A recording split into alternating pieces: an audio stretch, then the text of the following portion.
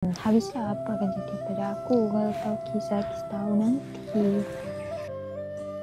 Muhammad Aina. Awak. Dah lama tunggu? Saya baru je habis kelas tambahan. Oh, samalah. Saya baru habis sukan. Awak main sukan apa? Saya main sukan bola sepak. Alang-alang sebut pasal bola sepak kan? Awak nak tahu tak? Saya dapat wakil sekolah dalam bola sepak.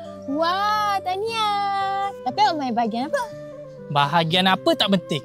Yang paling penting saya dapat main reserve. Dah berapa game awak main?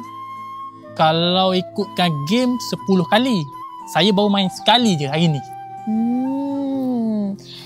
Jap.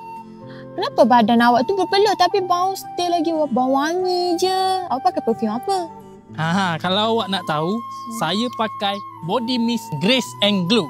Wow, patutlah bau dia macam perfume mahal.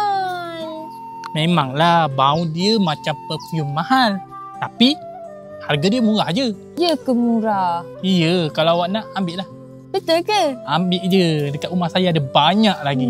Wah, terima kasih awak. Jangan lupa pakai tau. Ya, nanti saya pastikan saya pakai hari-hari. Barulah senang awak nak cari saya nanti.